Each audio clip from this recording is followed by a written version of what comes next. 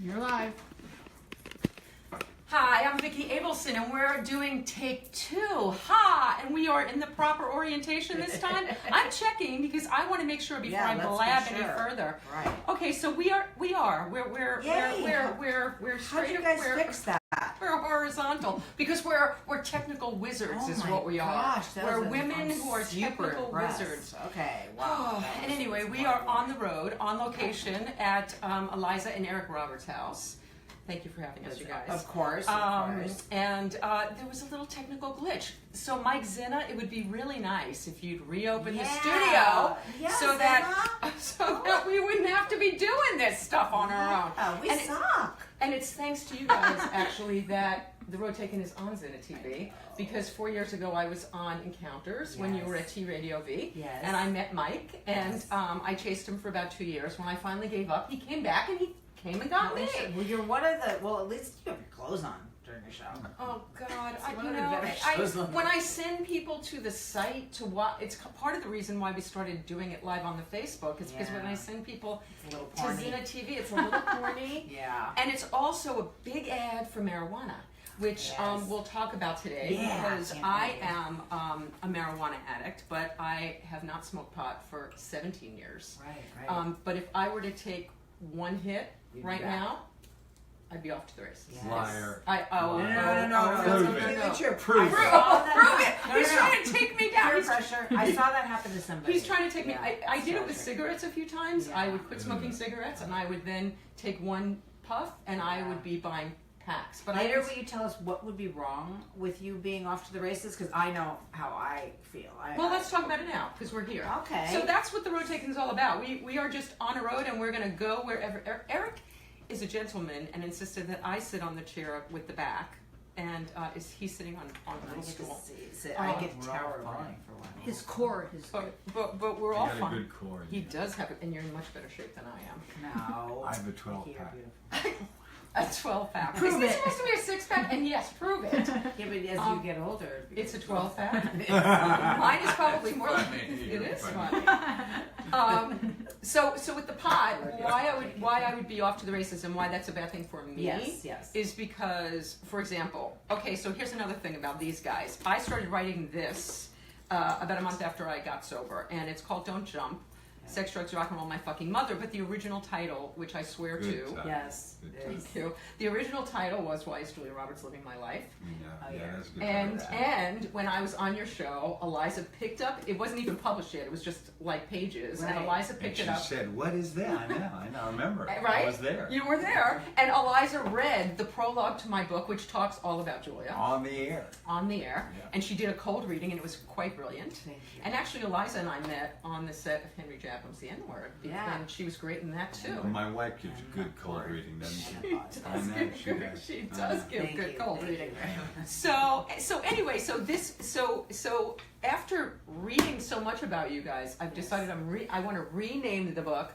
Why are Eliza and Eric Roberts living my life? You have a 25-year marriage that has withstood Hollywood, which is extraordinary. But not only that, you work together too, which is crazy. Yeah. And Eliza, from what I understand from Keaton, is kind of the mad scientist behind your having 48 projects in post and pre-production right now. The boss. She's the boss. Yeah, but you know, you have to hear what you just said. It is mad science. I mean, 48 projects. Yes. No, that's insane. I don't even know how a person can do all those things at one. And also not only do them, but everything you do has your stamp on it. It's absolutely the truth. By the way, I have to say hello to the Doctor Who fans out there because what are they called? The Whovians. Whovians, thank you. The Whovians. Michelle Hines. Hi, Michelle. The Whovians are insane about you. And you too, Eliza. You were in Doctor Who with Eric, right? Yeah. And the Whovians are crazy, and I don't mean that. You're lovely people, but they're a little intense. Yeah. A little intense, right? They're good at. They're avid. And we're all over the place because we were talking about pot. We'll get back to the pot. Yeah. But the first time that I saw Eric was on Another World, and I'm embarrassed to say that I was a soap opera junkie. But when I was in high school, I was a soap opera junkie. Yeah. And in college, and when I first got married. So it lasted a while, and Another World was my soap. and Eric started on another world, which is crazy. But from there, very quickly, I want to talk about your career and how you did it, but King of the Gypsies was like, what, are you kidding me about that? Star 80 so scared the piss out of me that I could not disassociate you from that role. Well, that's Bob Yeah, Fosse's we're not fault. alone. That's Yeah. Bob Fosse's fault. Well, that's quite a fault. I mean, you were so terrifying in that role, and Golden Globe nominated, and I got to interview Peter Bogdanovich, thanks to Henry, actually. Yeah. And we talked about Dorothy Stratton, and that was the love of his life. And Poor Peter. poor Peter. Poor Yep. Peter. What a Yeah, I think he blamed himself a lot too, which is, you know, like that somehow he could because have- Paul, that character, went crazy because of Peter, right? Yeah. Yeah. Oh, Yeah. Paul Well, went crazy because of he was- Paul. Paul went crazy because of Paul. Yeah. And okay, so then somebody else wrote to me today, and they said, please have him talk about the Pope of Greenwich Village. I mean, these are iconic roles that you will forever be cherished for. And so early in your career to be doing work like that, did you, when you were like a little kid, what did you want to be when you grew up? Well, you're asking the huge question, but you're doing it in a way that I need to start at the beginning, or it'll just be Start at the confusing. beginning. Okay, go ahead. Start at Yeah. the beginning. As a little boy Mhm. in grammar school, 4, 5, 6 years old, Mm-hmm. you know how when you start to read, you go in the room and everybody reads a little stanza. Yeah, You know yeah. the expression. Well, I had a stutter, and when I would stutter, everybody would laugh. So what I would do is I would count the people, and count the stanzas, and learn my stanza. And if I learned it, I could say it. Wow. And if I didn't learn it, I'd stutter. And it was a really bad stutter. It would take a long time to say the word long. It was really painful to talk in public. Wow. So I found out on my own, if I memorized stuff, I could speak. Really? And I told my father this new secret. So my father started me acting. So I did my first play at 4. I played a mute clown, and then I graduated on the speaking parts. And it was my freedom. I could talk. So your father was very wise to put those two things together and figure out he could help you. No, I told him. You told him because you and how did you? So you discovered it because you tried it once and it worked. Oh, I tried it many times. You tried it many times and it always worked. Always worked. And so how did you then get rid of the stutter across the board? Because It just slowly went away over the years, but it took a long time. In fact, up until my early 30s, I would meet people, and if I didn't know you, I would stutter. It's still there. A little bit. It's there. Yeah. but and yet learning the lines, never stutter. Never stutter. Okay, wow. Okay, so now was your father? Were your parents in show business? My father started a young people's acting school called the Actors and Writers Workshop, and we're funded in part by the Martin Luther King Foundation. Oh. And he patented after Joe Patch a theater in the park, and we had a showmobile, and we had theater in the park in Piedmont Park in Atlanta, and that's what he patented after was the Joe Patch format of his touring theater, and that's how I grew up. So you grew up doing theater. Doing 8 to 12 plays every year of my life.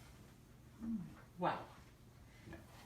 Okay, so how did you make the transition from that to another world?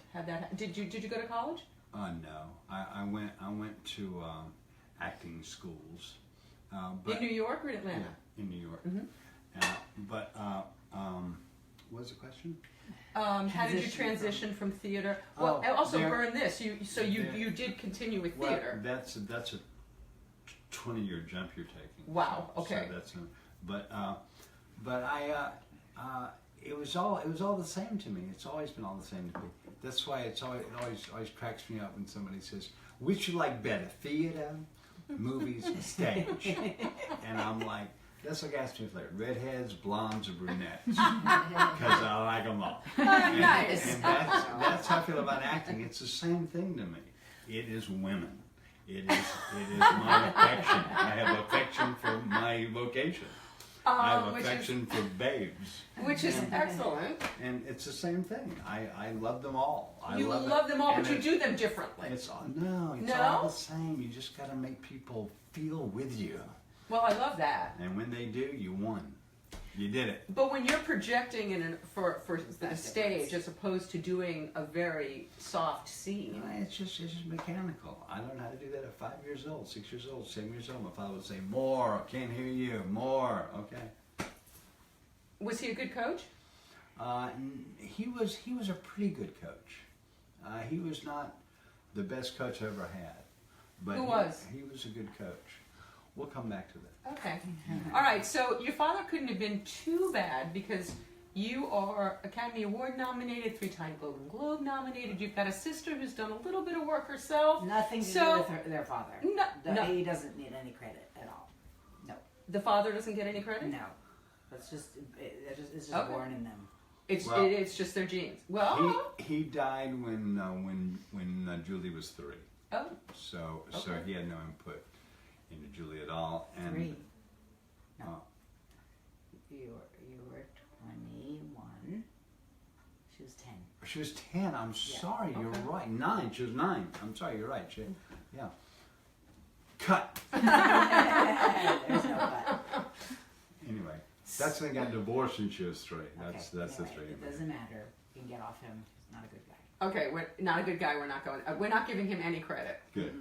Screw him. Okay. So it was your DNA from generations passed down. I mean, my daughter definitely got her stuff from my father. Now, here's the Yes, thing. that Here's the happens. thing. Everybody says about acting as if it's some kind of magic bean. The thing about acting, it's like athletes. You're like born with the ability. Okay. But you have to nurture it. And if you nurture it properly, it will explode and become something tangible and real. But you And have to usable. have the bean. Yeah. But you have to recognize it yourself. Ah. Anybody, any coach, any teacher can say, you've got it. But up to you really feel that, it doesn't matter. Okay, so that's takeaway number 1, and I totally agree with that completely, and I agree with that across the board with everything in life. If we're not worthy, if we don't feel that we're worthy, good things don't happen, right? It's not until we believe we deserve it. But a lot of us aren't.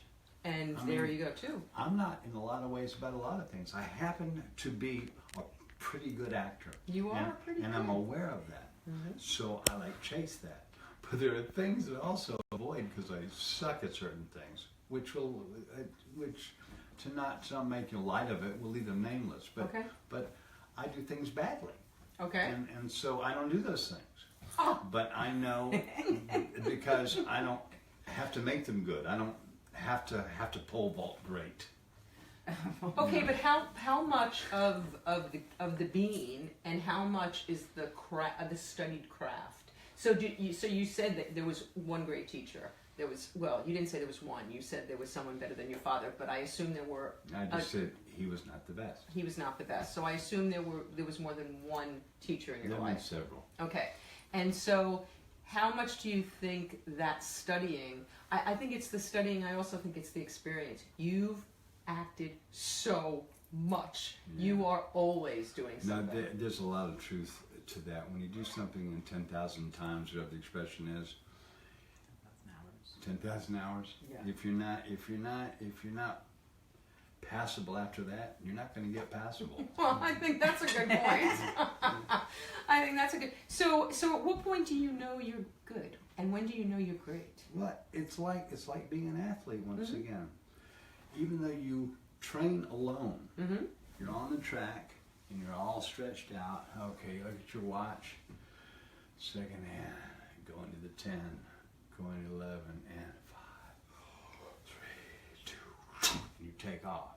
And you have the feeling of the power, the control of I can do it here, I can pick it up, slow it down here, kick it in here, and when they do then they're always cutting from me right here, and I'll do this, and you take your mind through it. So your physicality is behind the mind. Mm-hmm. So you know when you're all ready to go, you're like in shape and you've trained, you're ready. You know if you can win.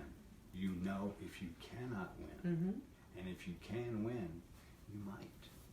And it's a great feeling. It's the same with acting. Do you know in that do you know in those moments I'm thinking that you do? Sure Yeah, you do. of course you do. Sure you do. And how much of that, for you, we were talking about Star 80 earlier. Was that clear? Yeah. Yeah, I think that was clear.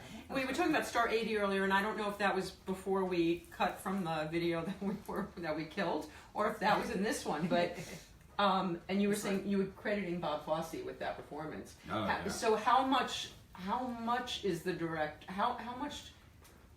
And I'm sure it's different in every production, but do you like a strong director? I'm really well trained. I have lots of experience, and I love what I do. Mm-hmm. I need a leader because I'm in it, so I am subjective. Mm-hmm. I need somebody on the outside saying, "Come with me. Go this way. Don't go there. Come here. Right. Stop. Take a left. Right. Come on. Perfect. Come on." That's what I need. That's what I'm looking for. Because I got all the tools. I'm ready to go. Okay, here it is. I'm loaded. Ready. Know what to do. So how are you with taking direction? So it sounds like you liked it, that you're good at taking direction. I love a director. Because I love a director almost like I love her. that's a wonderful, because that's another thing a lot of movie stars aren't. There are a few movie stars who are known to argue with directors and to battle and to do it their own way. I don't get the feeling you're that guy. I've had a couple. I had one who directed me in a soccer movie once. I don't know if this movie ever saw the light of day. I was playing a soccer coach. Mm-hmm. And he showed up so unprepared that I would ask him, "What are we doing?" Mm-hmm. And he would say to me, "I need your help." And I said, "Buddy, I'm not a director. I've always been an actor. I always will be. I love what I do, but this is your headache. You got to tell me what to do." And he couldn't do it. Wow. So there have been those days. Yikes. And they're spooky. Yeah, that's not a good place to be. But that doesn't happen often. Did you ever have the itch to direct yourself? No. No, you don't want. I love that. You are like a one of a kind. You were like a one of a kind. I love my headache. Wow. If you're a director, you have everybody's headache. Oh, and God, yeah. And you have to be good at it, or else everybody's going to say, "That's so good." I love that you know who you are, you know how to do what you do, and you are just focused on your job. This is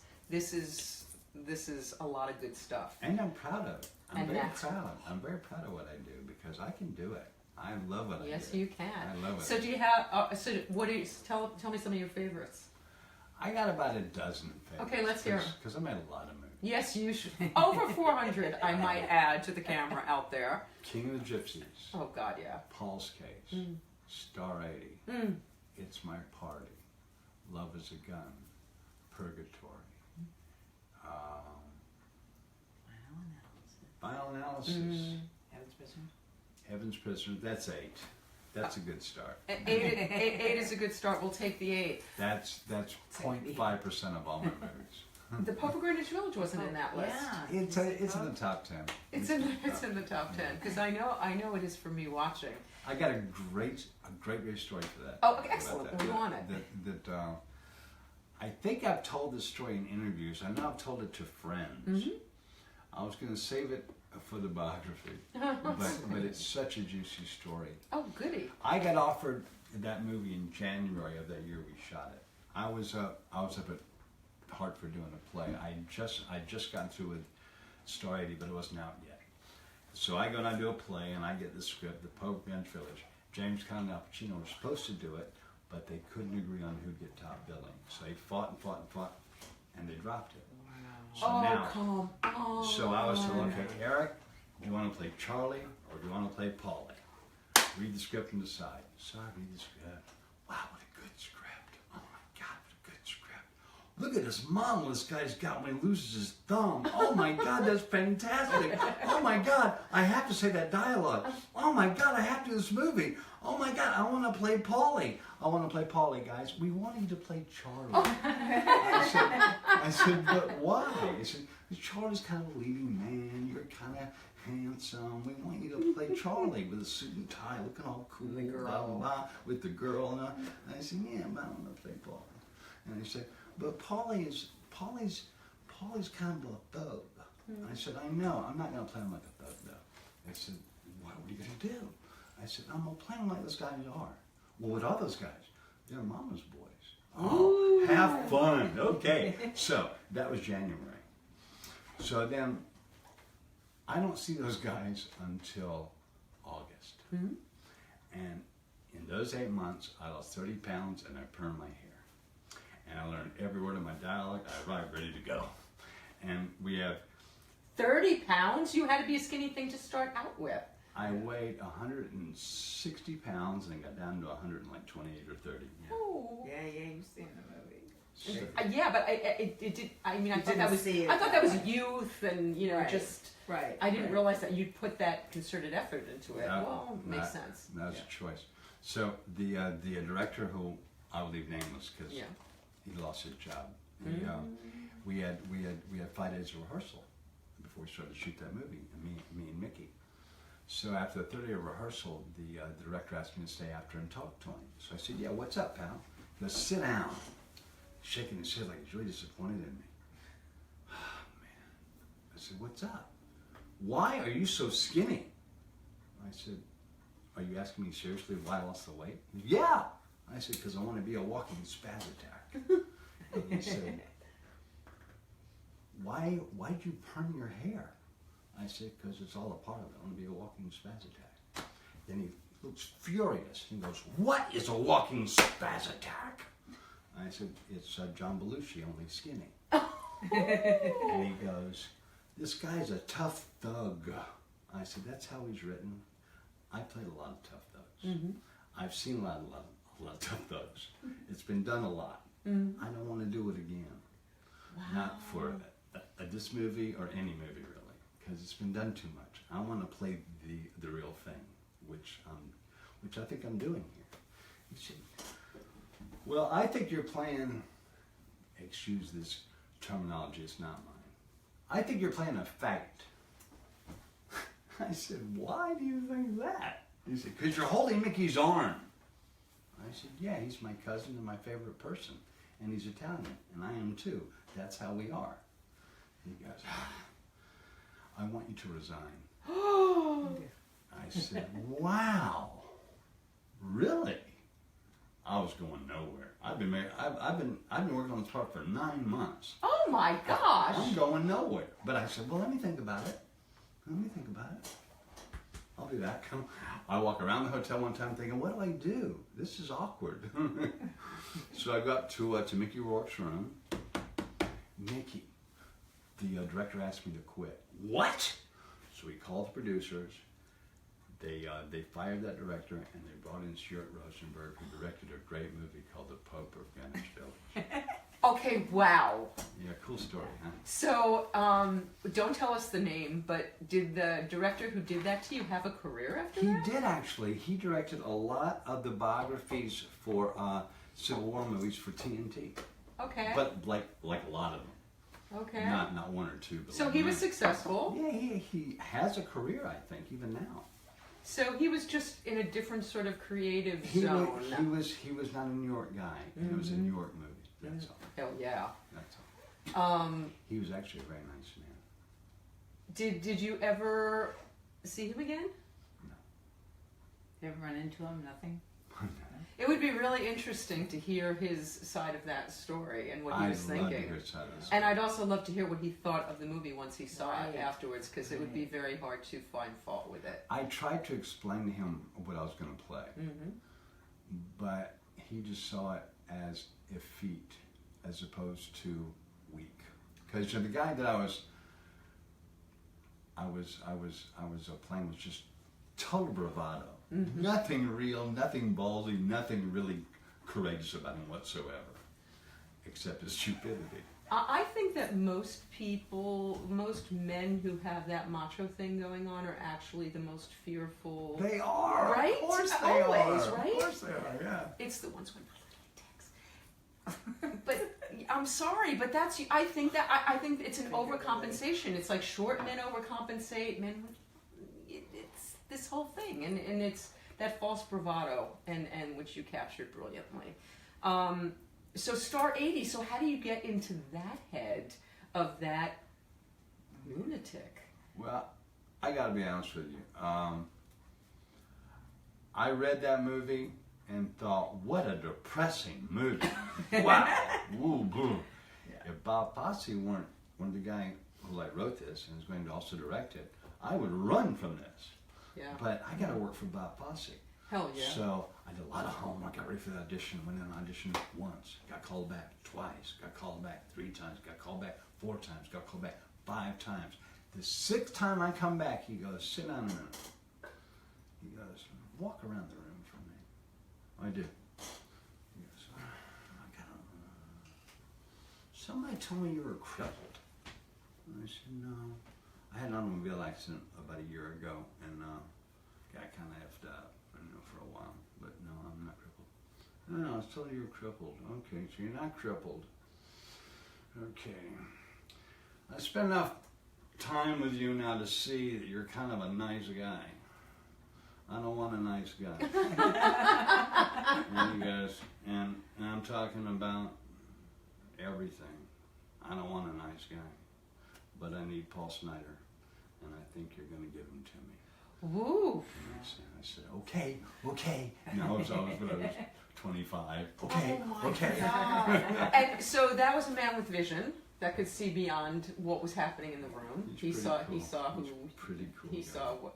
That must have been an amazing experience. It made me cry. I walked out of that room that day when you had that part, and I started breathing, all hyperventilating, and everything gets warm.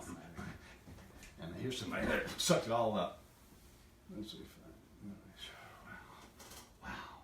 And I realized, wow, I'm like this reactive weirdo. It's so weird, yeah. And I haven't ever been that moved by anything up until I saw my daughter come out of her mother. That's the only thing that ever got me more than that moment. And I, as a mother, I understand. We were talking about motherhood, Louise and I, in the car ride over here. I understand that feeling in that moment. My daughter's home from college right now, and well, it's we went all happiest. Natural, and they go, "Whoa, mama!" It's something. It's some scary ass shit going on there too. So we'll just touch lightly on this. So your daughter, so another one who's got these Roberts genes. What the hell is going on there with Emma? Oh my gosh, my daughter worships her. My daughter's an actress. Emma's a movie star. She's amazing. Did any of that scare you? That's where she wanted to go, and that's what she wanted to do? No. Her mom saw it as an opportunity, so she took it, and the kid likes it. Rock out, baby. She's pretty damn good at it. I know. Yeah, she's pretty damn good at Proud Daddy. And then you hit like crazy pay dirt with Runaway Train. So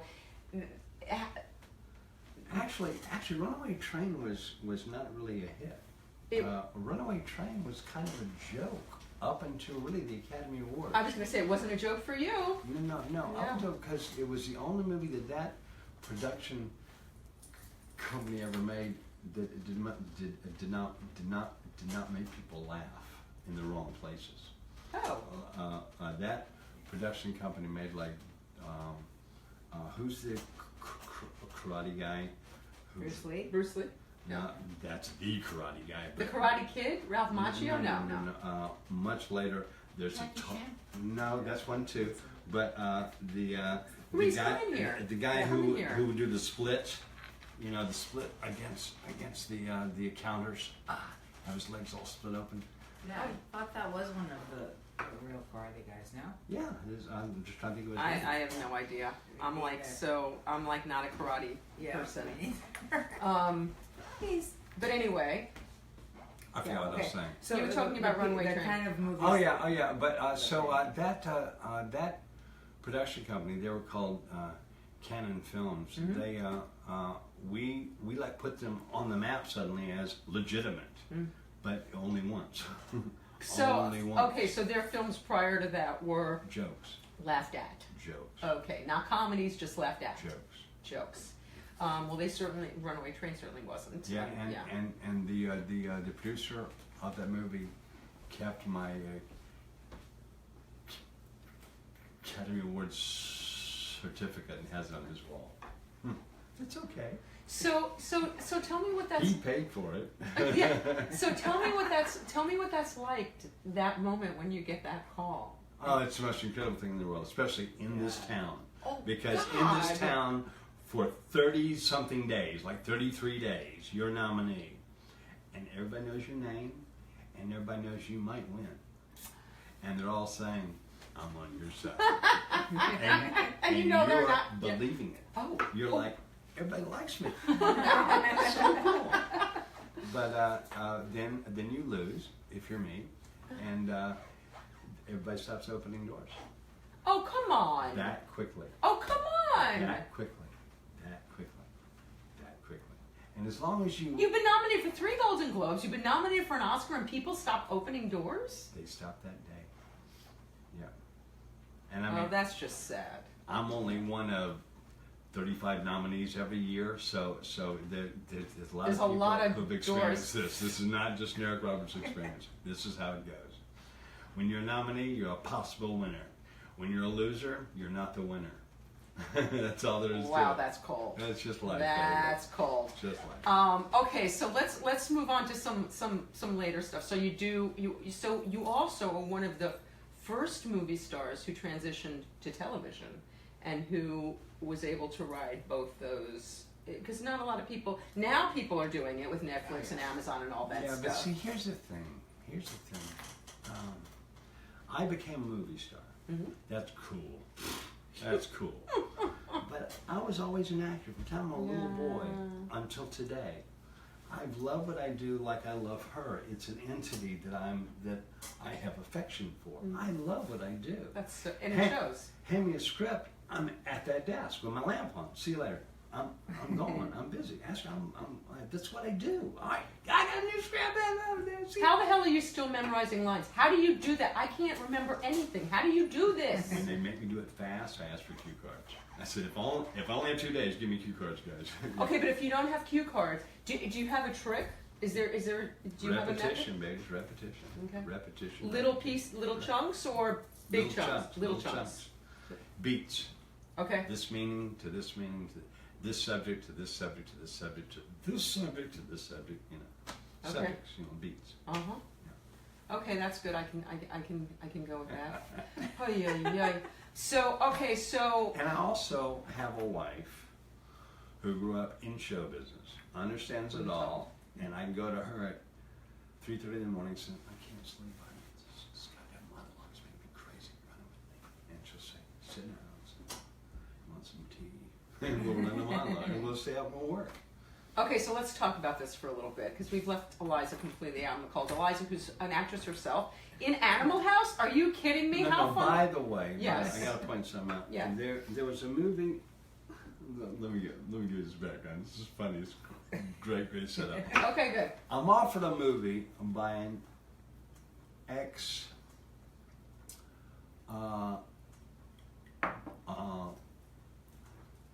boyfriend of hers. He's a producer in an Austrian movie. And I said, wow, this movie's great. I can't wait to make this movie. Can Eliza play my girlfriend? Nope. Okay, well, she's right for the part. Yep, but nope. How long were you guys together when this happened? About 3 years. Mm-hmm. So I said, okay, how about this? When you decide that she can play the part, you'll call me for the other part. Mm-hmm. He goes, he has some money, bam, okay, bam. About a week goes past. Okay, we'll put her in the movie. She steals this movie. Okay, what movie is this? It's called Love is a Gun. It came out the same month as Love is a 38, Love's a 45. And they said, oh, we can't have our title Love is a Gun because Love is a 45. I said, no, Love is a 45 can't have their title. Right. Love is a Gun. We're going to keep our title. It's great. I had to fight for the title. But I got to keep it, and I'm so proud of it because she has a monologue about halfway through the movie where she kicks my ass verbally and throws a bunch of shit at me. And it's just a showstopper. Oh, is it on? Can I find it? It's on, the whole movie's on YouTube. Oh, I'm going. I'm going tonight. I'm watching it. Loves a gun. I love it. Yeah. And I play Yeah. a guy who you wouldn't. I play kind of a wimp.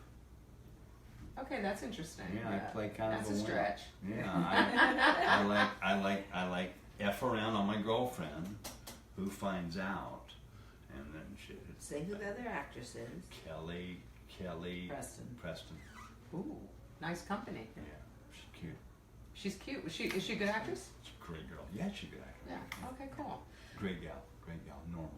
Normal? Yeah. That's really hard to believe I like under her. the circumstances, I like but I'm her. happy to hear it. I like her. I don't know how she lives the life she lives, but I'm happy to hear it. She's very close friends with John. Are you really?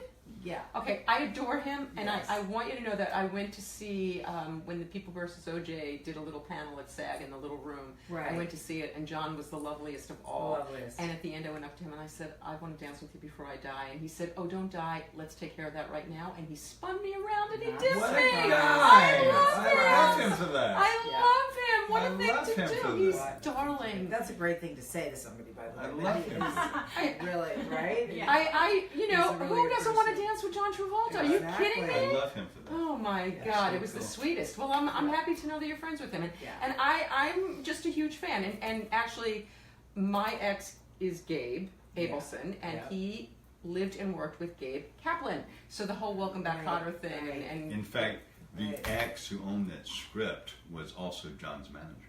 oh wow. Yeah.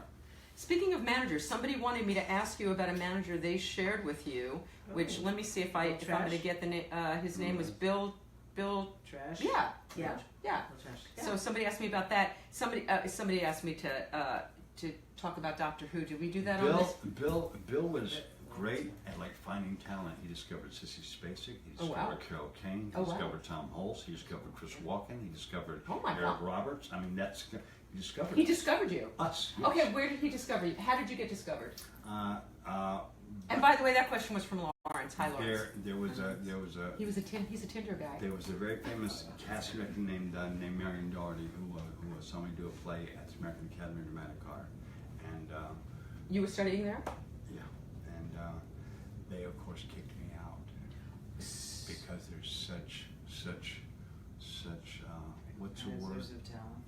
They're Yeah. what? Such recognizers of talent. Why did they kick you out? No, seriously. I don't know. Was it it couldn't have anything to do with your talent, so I'm assuming it had to be a personality thing. No. There were no personality issues there at all. It was just I was not up to their standards. What? So they said.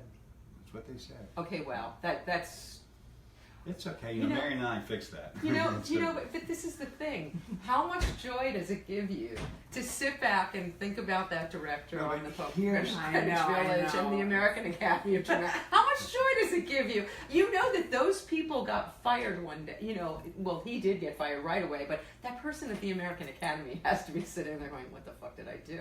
What the fuck did I do?" You know, I mean, what are they thinking? Okay, so you're studying there. You said No, you'd but get back to the. Here's Okay. Here's the thing about acting schools. Most acting schools are run, and their teachers are out of work actors. Yes. Now you're an out of work actor for many reasons, Mhm. but probably the most common reason is you're not very good. Now that's not true of all actors. No, because some But don't that- get a break. right. So, in some But cases. it isn't always a break. If you're a good actor, you are going to work, even if it's small time. You go, "Oh, you're good. Come here," because everyone wants to see that. And there's no plan B. When acting is your life, there's no plan B. There's no plan There's B. no plan B. It's like marriage. Once you're in it, you're in it, dude. Okay, that's another story we have to get back to. But since we're on this one right now, you said you'd get to the one teacher who was the one. Who was the one? I never said that. You're like setting that Oh, up. I'm I misrepresenting. just said that. Your father that wasn't the best. There was somebody better. No, I said no. Coach. I just said Who he do you wasn't. like? Whose what- coaching do you like? You're like setting up like some kind of big, dramatic thing. I just said he was not the best teacher. Okay, That's all. but there wasn't So one get that back really to it, stood right? out. Oh, there is one. Oh, okay. And I go to this coach for everything. Still. And I only learn this coach was available to me after I'd known, after we'd been married for about 10 years.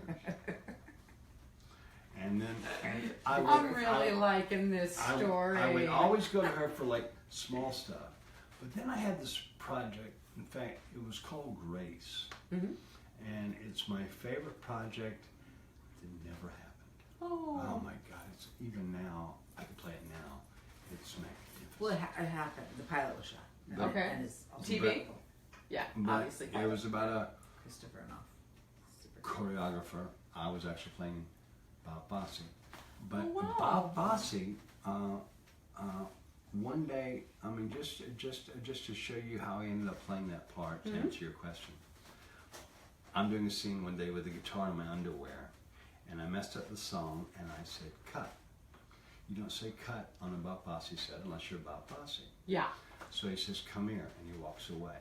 I'm in my underwear with a guitar. You're a little vulnerable. I'm barefoot. He says, come here. He walks away. It's the largest soundstage in Zoetrope. It's as big as a football field.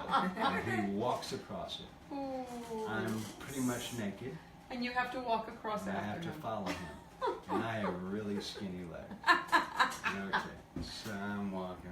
Here we go. You know, nobody can hear. It's all about this big. It's a huge soundstage. When everybody's looking at their skinny legs. And then he goes, look at me. He said, I'm looking at you. Look at me! I said, I'm looking at you, motherfucker. He goes, okay. Play me if I weren't successful. Do you understand? Wow. So I said, you need to say that again. He said, you're playing me if I weren't successful, if you're playing this correctly. Do you understand now? On the way back to the set, I started walking like him. I'm walking how he walks, and the whole thing, I played him from everything but his receding hairline. I played. Okay, this is intense. So what I'm wondering is the success piece that wasn't there. So does that make him an angry version of him? What is the not having success? That you have to decide for yourself, like I had to decide for myself. Okay. You have to decide that for yourself. I decided for myself what he meant. And what he meant was something very personal and very bleak and not happy. And see, the really tragic thing about this guy, Paul Steiner, who I played, was had he gone over there and said, I hate your guts, you C-word, blah, blah, blah, ripped the place up and left, he might be a billionaire now. He'd be worth hundreds of millions of dollars because he started Chippendales. Wow. He was Chippendales. Wow. That was his brainstorm. Uh-huh. That was him. Wow. Just that alone. And he had lots of stuff like that. Uh-huh. That alone, he'd have been fine forever financially. Wow. He was not a soft banana. But, like all men, you know, had an issue about his penis, you know? Oy. You know? It's so tiresome, these men with their It's penises. exhausting. It's exhausting. And he ended up dead because of it, and so my. did she. I mean, they ended up, you know, with their brains blown out on the floor because of his insecurity about being man enough, you know, because he couldn't accept she was gone. What a shame. There's some of the if I weren't successful, you know. Yeah. There's nothing to talk about, something to fall back on. He had nothing to fall back on to just get through That's how he felt about it. rejection. I read recently that the opposite of depression is expression. Yeah, that's Oh, such that's- bullshit. Well, I wait a love minute. that. Wait a minute. Wait a minute. If you're in a if I'm in a bad place and I take myself and I put myself at the computer, I'm a writer, and I start to write something, I will get to a better place. If you as an I can give you actor. that, I'll give you that. Okay, so that's all it is Yeah. saying that if do it. Paul would have had something to do with himself. Right. It was just a little too cute for me. So Okay, I'll I do know. that. Sorry. Well, that's all right. Cliches are kind of obnoxious, but and I'm filled with them because I'm in a program to not smoke pot. Well, we'll get back to that too. But first, I want to talk about you guys. So how did you guys meet? on an airplane. Plane. I flew back in from Rome. I just made a movie. I'm to meet somebody at JFK, be handed a script, get another plane, fly to LA. By the time we get to LA, I have to answer if I'll make the movie in the script I just read. Okay. So, here's your script. Great, bye. I got on the plane. It's the MGM Grand. It's a private airline. Nice. In my booth is a chick with a script. She has red hair. She's cute. Hi, lady with a script. I'm a man with a script. Let's ignore each other. So we do. And we ignore each other, and we read our scripts. And we close our scripts at the same time like this. But we kind of have to look at each other. So, what's that?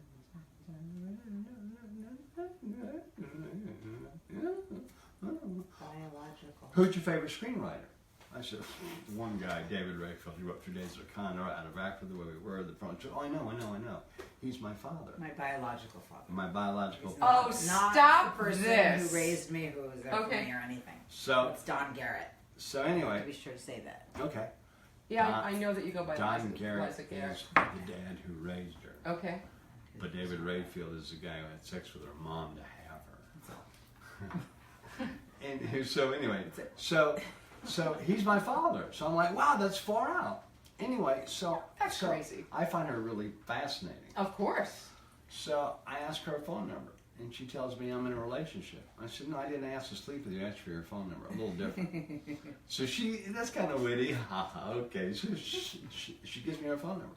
Did you believe him when he said that? No, I don't have. I wasn't sure. I know myself, and I don't have anything to write on. And I know myself. I write it on a little piece of paper, it will vanish. And I want to keep this one. So what I do? I scratch it in my driver's license.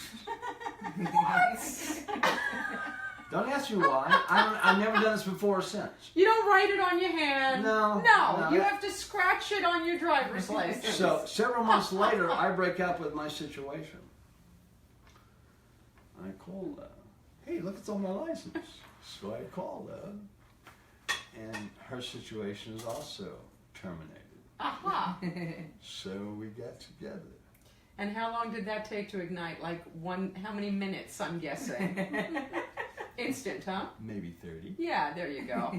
And yeah, it's been pretty. And now I'm gonna get this wrong, and I hate the fact I am because I don't know, but I know in my memory somewhere there was a time we were never apart for something like 6 full years. I don't know. It could be 3 years, it could have been 8 years, but it's some ridiculous amount of time. But it's been so good that when I talk about it, I sound like some kind of gay man trying to sound straight. You know what I mean? A gay man trying to sound straight. I'm trying to figure that one Yeah, out. me too. Yeah, I don't know exactly what that it's means. like You know, too when much. It's when too you much. overcompensate. Well, okay, so I we're see. okay. Okay. You're hiding something. So all right. So you guys not only have this love affair that's been going on for 25 years, but you work together as well, which would explain this. Well, what happened was we've fired other blue chip agencies. We had CAA, ICM, William Morris, blah blah blah. We had all the biggies. Okay, but they don't tell you about all the projects. They tell you about projects what they want you to know. they deem Yes. financially right for them. Oh yes. And with their contacts and their connections and their friendships and blah blah blah. Well, but I like to do all kinds of far out stuff, but they don't want me doing that. So when You've made a ton of music videos and fun stuff like that, that's another cool story. which too. they wouldn't want you to do. I'm They did, assuming, they of did. course, yeah. But anyway, what is So that? you were saying that What do you you had mean? all these blue chip agencies. Oh yeah. So then I realized I'm gonna fire another blue chip, and I'm not gonna hire another one. I'm gonna not have an agent, so have an individual who's an agent at some agency somewhere, who does my agent work, and I'll just have her be the total boss. The total boss. How long ago was that? Now been? she has this is over a decade now. Now she has like just about a decade. She has like 14 clients. So this is not I'm not the only guy. Right. But But you're the main guy. I'm the husband. You're the husband. You're the main guy. I'm the husband too.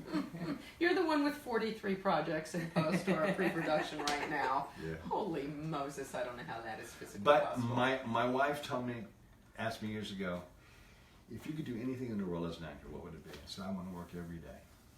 I said, that's what I want to do. I want to be an actor every day. I love that. And then about 10, 12 years ago, she goes, the industry's going through a big thing. We can get you working every day. I said, let's go. And that's what we did. And you pretty much do. Yeah, pretty much. I probably work over 200 days a year. Insane. I'm just in awe that you can learn all that stuff. I get the cue cards once in a while, but just the fact that you can memorize anything. I've had cue cards probably 15 times. Well, so that's not very much in 400 projects. Okay. Yeah, that's tiny. Okay, so tell me the music video story. What's the clue? Oh, so I'm in the room one day and we get a call and she says, you've been offered a music video. Who? The Killers. Great. Tell them no. And I walk out of the room. Okay. She goes, okay. Then she gets on the phone to friend all the kids. Because all the kids call her. What the F is wrong with you? I said, what do you mean? You can't turn down the Killers. What are you talking about? No, you have to go to the Killers video. All the kids tell me I got to do the Killers video. All the kids? Are we talking Keaton, Emma? We're talking, Morgan. okay. Yeah. And so, got to go do it. Okay. Why'd you do that, damn it? So, I do the video. It goes number 1. So, everybody wants me in the video. So then, I do another video for Mariah Carey, that goes number 1. I do another video for Akon, that goes number 1. And another video for so-and-so goes number 1. And they all went number 1. So now, I am video platinum. You are. You're like, if somebody's going to do a video, they have to have Eric Roberts or it's not going to go number 1. I have so many offers now that I can't do them, or else I will ruin my video stance. You know? And do you have any idea when you're stepping into one of these, like, do you know before you do it, oh, this is going to be a number 1 whatever? Out of all the videos I've done, and I've done with some top directors, my favorite director was Sophie Mueller, who did the Killers video. And I had said to Sophie, okay, what am I doing? She goes, just hang on. That's what you do in music videos. It's not linear. Hang on. So Sophie, what am I doing? Just hang on. That's a music video. I love it. Yeah. I love. Sophie Mueller was a master. Wow. I have to go back and watch that video. I've got some homework to do tonight It's now. a good video to rewatch. He did 2 Killers videos, actually. What's the name of the song? First he did Mr. Brightside. Okay. And then he did the prequel, which was Miss Atomic Bomb, which was not directed by Sophie. It was amazing director also. But Brett Ratner did the 2 Mariah Carey videos that he did. I mean, it's quite a world. Wow. Quite a world. Yeah. So, okay, so now this relationship that you guys have that works for you in life, in work, that Eliza took over your career and you are working much more, I assume, than you were when you were having blue chip agencies representing you. It ain't about working more, it's about working on really cool, weird, offbeat, fun shit that I would never know about otherwise. I love that. And more. And more. And more. There's no 8 months with no work and a bunch of excuses anymore. But I love the fact that you like to do the cool shit, that it isn't just about being a movie star, being a TV star. It's about doing stuff that still intrigues you, Yeah, the it's one that fun. turns you on. It's fun stuff. I mean, I have the best job on the planet. Why wouldn't I utilize it? I love that. I got a great gig, and all over the world I do it. It's so cool. Okay, so Eric, there's people out there who this show is the road taken, and the purpose for this show is to inspire, to motivate, to educate people who have a passion to do an art, and who Just kidding. who are still struggling to put the commerce and the creativity together, to marry those two things, which can be challenging. Okay. There is no recipe.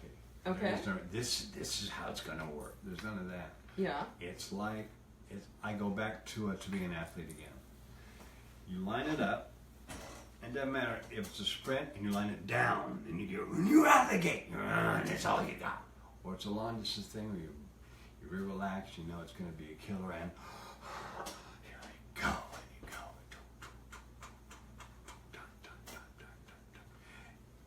one or the other, but it's yours.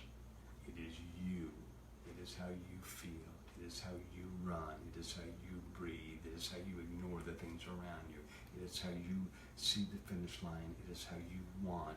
It is how you don't want. It's how you will do it. You will do it. You won't lose. You won't lose. It's all those things. And they're so personal, and they're so small, and they're so important, and they're so passionate, and they're so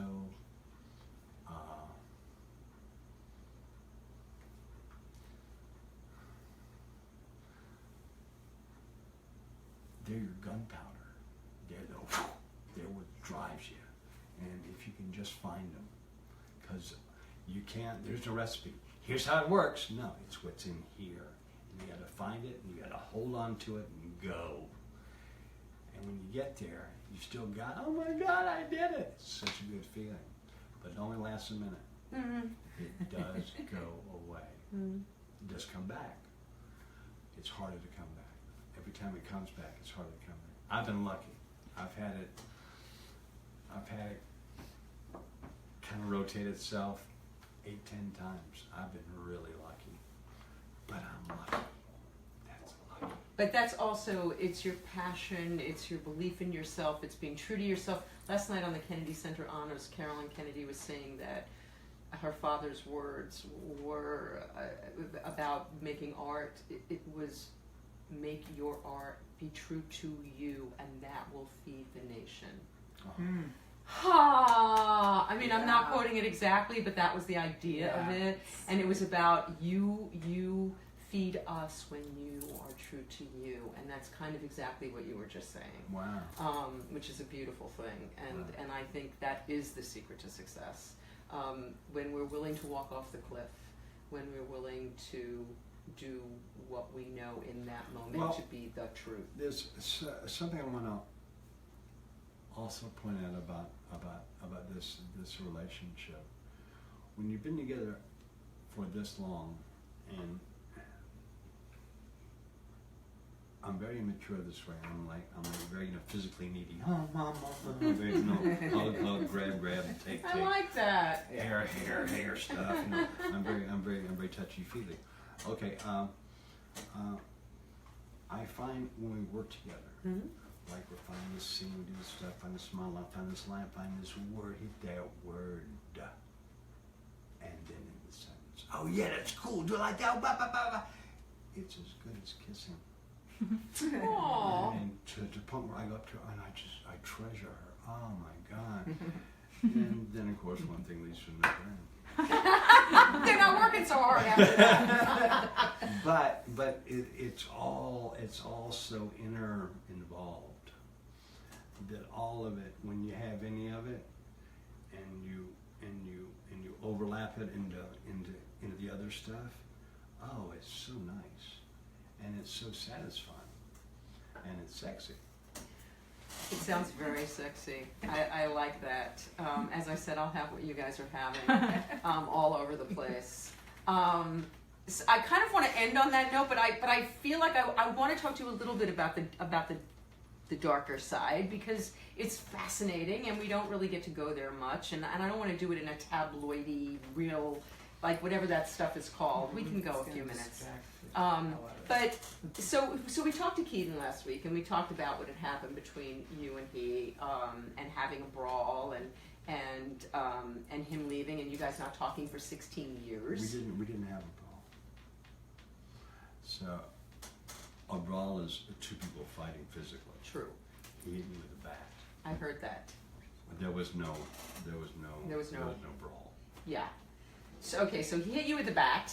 He didn't really hit him with the bat.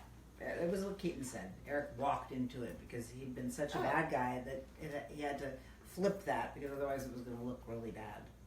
Keaton's never even swung a bat at a ball. What did Keaton say? He said he hit you with a bat. Yeah, he did.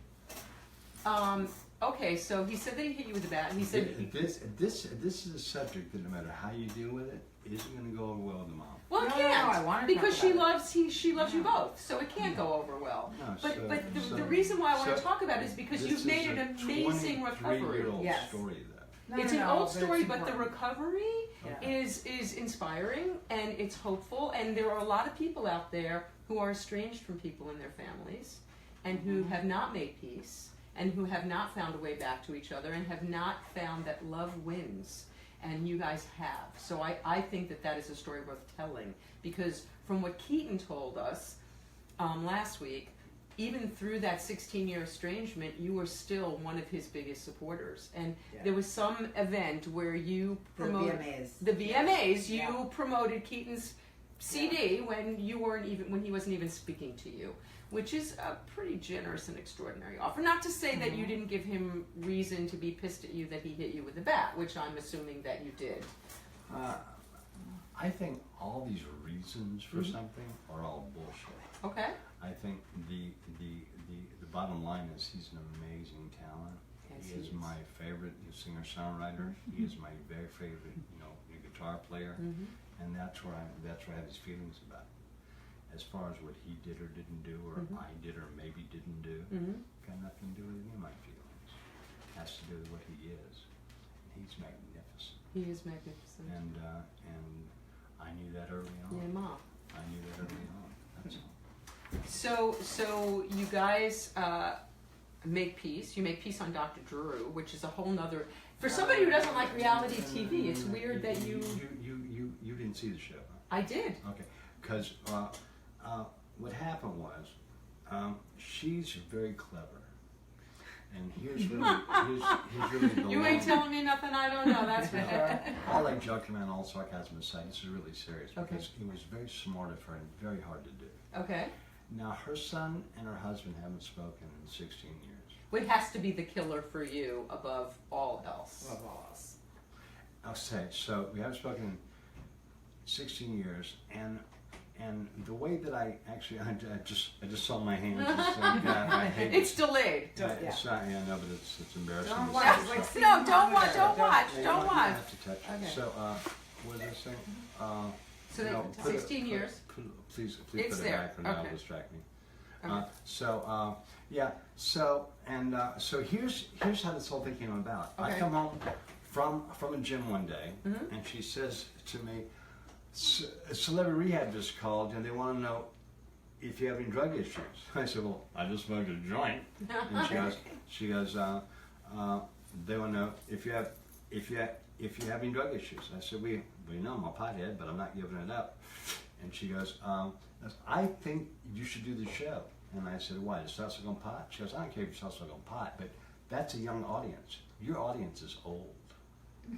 So Wow. that's why I did the show. Okay. Now I'm on the show, Uh-huh. and her son and I haven't spoken in almost 2 full decades. Okay, so she decides to bring this into the story. This is all her doing, all her thinking. So she solves an in-house problem by show business, through show business. Not what happened at all.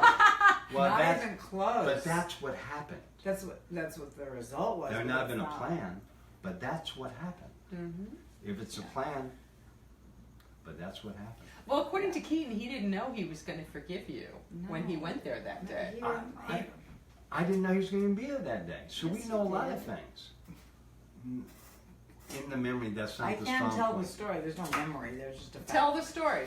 Okay. The Celebrity Rehab was looking for people, and it was very hard every season, obviously. Yeah. They came to Eric. The reason I thought it was a good idea, I said to them, "Have you done marijuana, which is a heavy-duty drug with a much longer shelf life? That's right. Than anything Addicts. else." People think you can't be addicted to marijuana. Yeah, and I Well, was like, "You need that exposure." They said, "We touched on it once, but that's a very good idea." I said, "Because you got no other drugs here or alcohol. That's all you've got." And it was intriguing, and it was a subject that was really fascinating, and we talked about it every day. It was one of the things we talked about more than anything else in the world.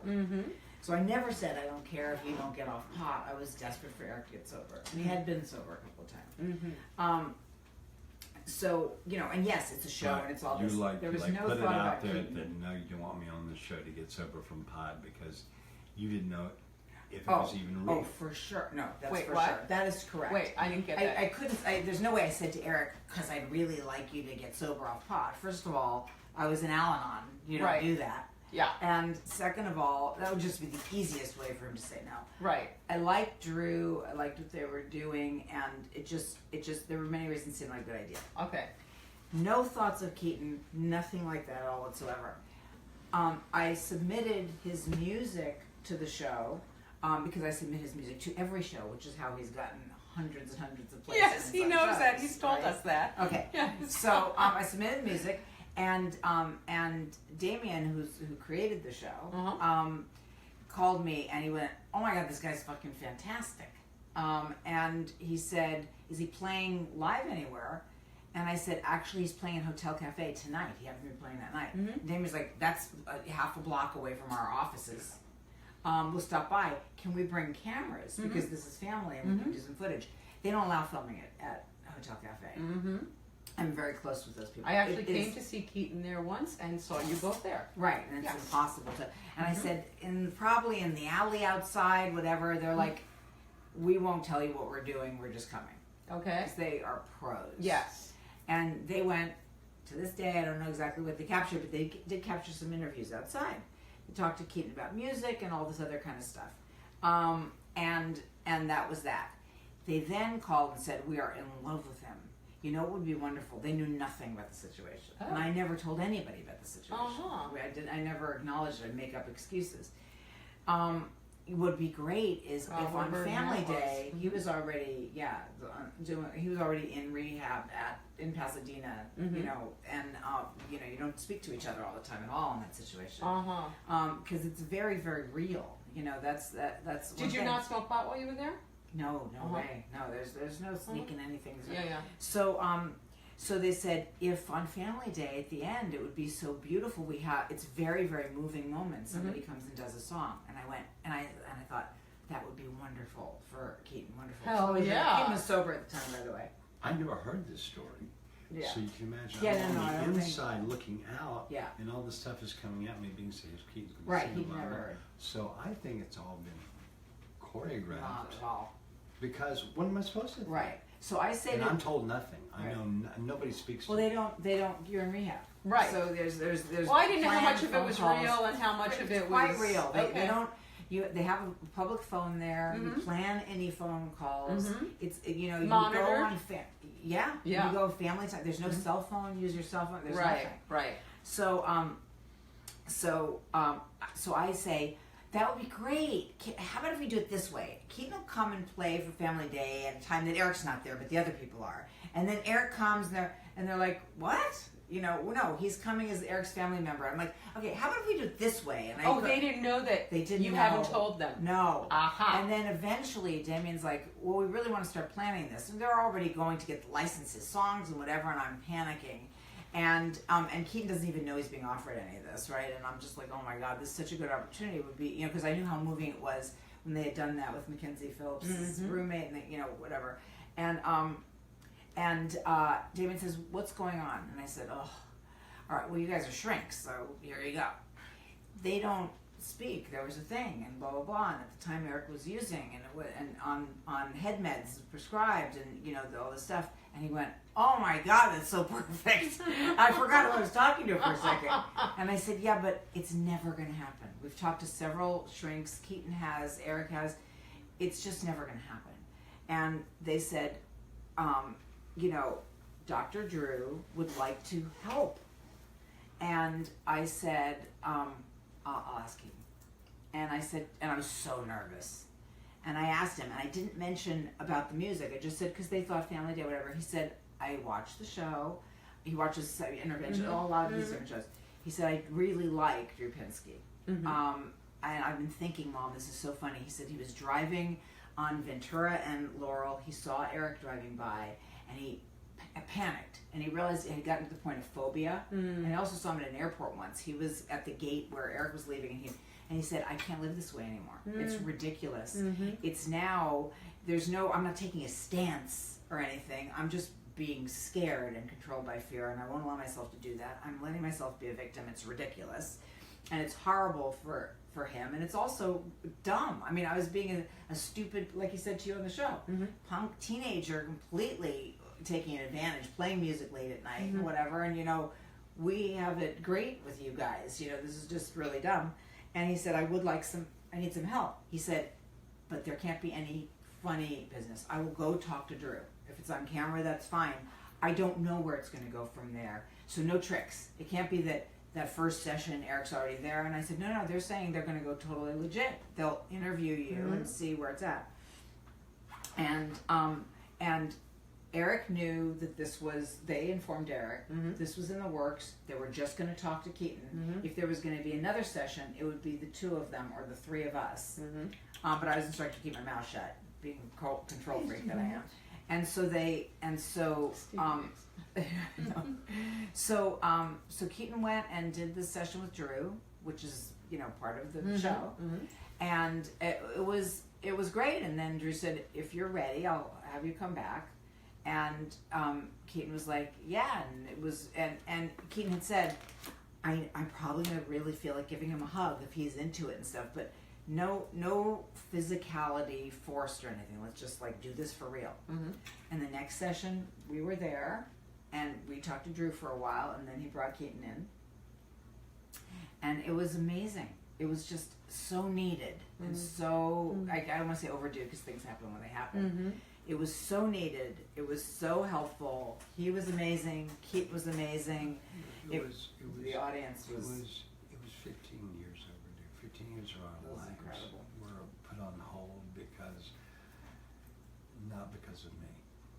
And I will never really swallow it well, ever. I think myself included, my wife, and Keaton are all complete, selfish, pointless assholes when it comes to that part of our lives. And I don't like any of us when I think of that part of us. Because we had no reason to do that to ourselves. I mean, ourselves, herself, himself, ourselves. What's wrong with us? And we did, like teenagers. And even he was way past teenagerdom. And we certainly are. So it's like it was dumb. But there's been what appears to be, and what Keaton seemed to express as well, a true healing between all of you. Yeah. I mean, I've seen you with him. I see the affection, the genuine love. I mean, it's there. Sure. It's very apparent. Oh, we don't have a need for love. There's plenty of that. I think that you know. Listen, it begs the question of because if somebody is mean, abusive, unreasonable, irrational, whatever, the fact is there's no one incident because you're waiting for the next one the whole rest of your relationship. And it also triggers things that may have happened to you with somebody else who was like that. So it's a big deal. It is a big deal. So it's not, and you have to have boundaries, and you can't put boundaries on someone else by saying you can't act that way. You have to say, I can only take so much. Right. And so... No, all that's fine, but without full-time communication, it's all chapter titles. It's not really a resolution. Of course, that's true. But listen, people who are cyclically... swinging on moods, which most Hey, you guys. Hey, you guys. It's a cat fight, Stevie. I wonder which most marijuana addicts are. Most marijuana are what? Very moody. They use that For drug all to pot, not be. when we start using pot, it's the ultimate sedative because it doesn't knock you out, but it makes everything okay. There's no anxiety, and that's what we're all after. No anxiety. That's what everybody wants in life. No anxiety. Pot hands you that on a platter. It certainly does. So that being said, it's fantastic for us. But what it does for us who need that, it also does the opposite. After it's moved in, it does the opposite. There you go. It stopped working for me personally after 30-something years of doing it every day. It just didn't work for me anymore. Yeah. The anxiety wasn't going away, and the self-loathing was outweighing any peace it was giving me. Was being outweighed by the self-loathing. Exactly. So I couldn't make that balance out anymore, and so I had to stop. And for me, what it translated to, you asked me earlier, Yeah. why would off to the races be bad for me? You know, I was the mom in the sandbox in the morning with sunglasses on, having to leave my kids or take them upstairs so that I could have another hit, because I had to keep my buzz going all day long. So my husband and I are in the car. We have to pull over. You just needed me to explain to you how and when to partake. Well, we didn't have there wasn't the same kind of pot back then. There was no vaping. It was I never got to vape. I don't like that. I'm sorry that I missed that experience. Right, yeah. So I never got to do that. But for me, but also what happened was I started writing this, and I actually got it published, and I actually have this podcast, and I have women who write, and I have things in my life. You are able to be incredibly productive as a marijuana addict. I was not that person. I mean, my house was organized, my bills were paid, everything was done. But I'm also very aware of the fact that if I didn't have her, I could not be a marijuana addict. So it's kind of It's my fault. Enabler. Oh, I am an enabler. You are. Okay. No question about that. it's kind of true, isn't it? Yeah. Kind of true. Yeah, it is true. Yeah, because she does all that stuff that Make it so there's no consequences. Well, come on. All the stuff that I wouldn't do anyway, I would have somebody else doing it anyway. Yes, you so would. I wouldn't be doing it. That's correct. So it's not like it wouldn't be getting I'm done not as doing well. it because I'm smoking dope. No, I wouldn't be doing it at all. It wouldn't happen.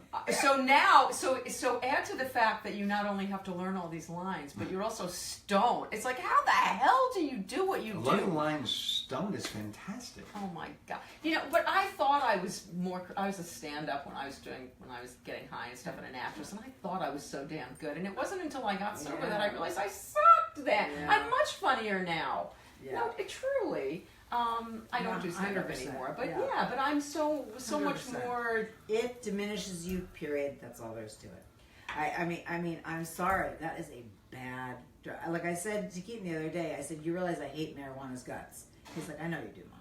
And I mean, it is really nasty. And now it's It's insidious because people Super insidious. People do not realize that it's addictive. When I was smoking every day, I couldn't not smoke. I mean, I had to sometimes, but it was torture. Yeah. I had to keep that going on all day long. They all do, I'm sorry to say. I hate to say that. But once the dependency, first of all, it's almost impossible to smoke any amount for any length of time without developing a dependency. And then once you are in the dependency... Nobody thinks it's addictive, which makes me crazy. Okay, so we've run way over, but before I don't want to end on like this note because there's been so much wonder and wonderfulness. Yeah. So is there anything that you haven't done that you would still like to do? Is there something ahead that is there a movie? Is there a book? Is there a play? Is there a project that excites you in your head but that hasn't been actualized yet? Yeah.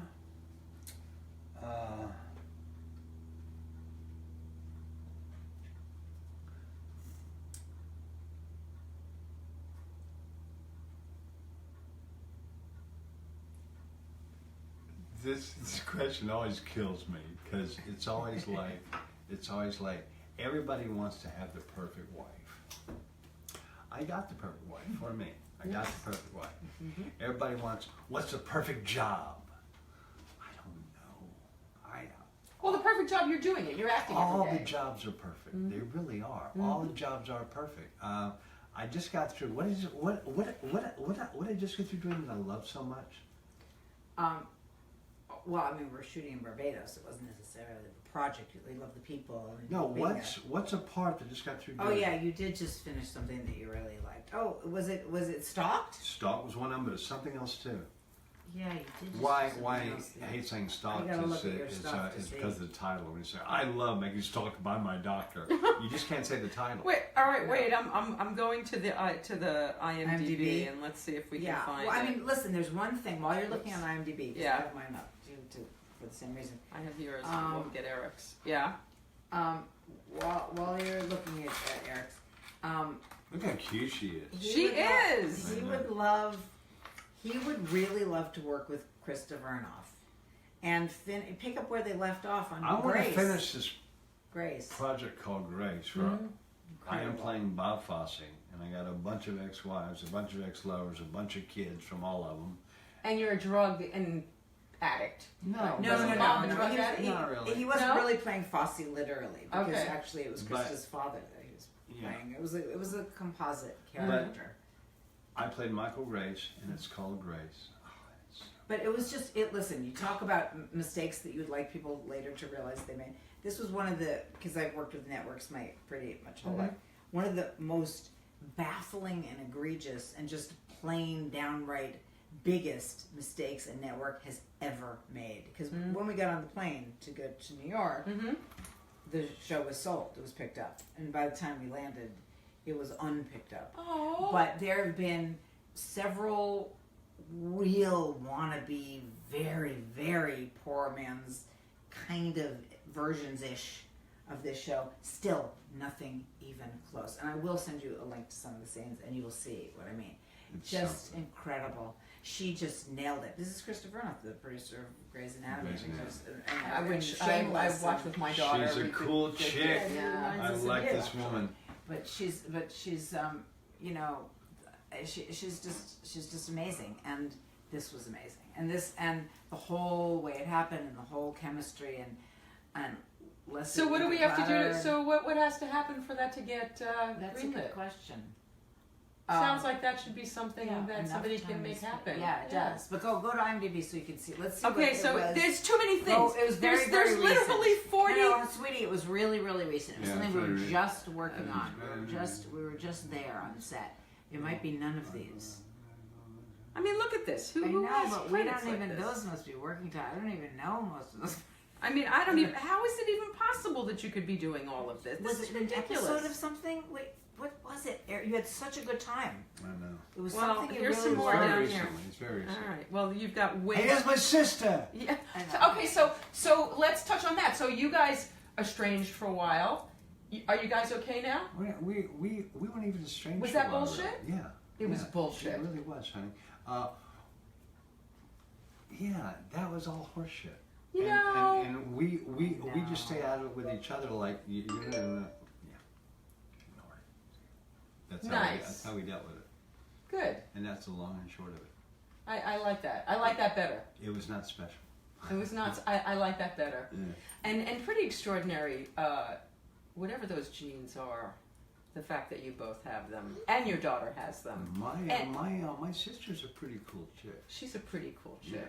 Like, why is she living my life? I adore your sister. I Thanks. adore you. Thanks. I adore you. And We adore you. Matt. and yeah, I want you on my side. We're going to talk about that we should because talk about it. Yeah. No, Cannot no. wait to listen to the book, by the way. I think everybody should have a wife. But I not want just a that. wife. Everybody I should do. have this wife. Yeah, well, I And I mean it. I mean it. I so want what you guys have, and I love that, and I adore you both, and I'm so grateful to you both for being here. Well, look, doing it's this. an overused and abused word. It's why I don't use it, because it's so much bigger than life. But my wife is a certifiable genius. And when you have that in-house, you got a leg up. That's a pretty good deal. You got a leg That's a up. pretty good deal. Well, thank you, Eliza and Eric Roberts, for taking this this time with us. Hi, And, Cara. I had to do that because she's right. yeah, say hi to anybody you want to. And we're going to see you next week and on the road taken with Steve Postel, who we go back 35 years. He used to be in Pure Prairie League when I first started booking him in rock and roll. Wow. And recently he did Michael McDonald and Jackson Brown and all these crazy people. I know Steve and I never got along. Anyway, thank you so much, and we'll see you next week on the road taken. Louise, we missed you tonight. Yeah. Next week, more Louise, Louise. there's We need room. forget more cowbell. We need more Louise. Yeah. You'll get it. Take care.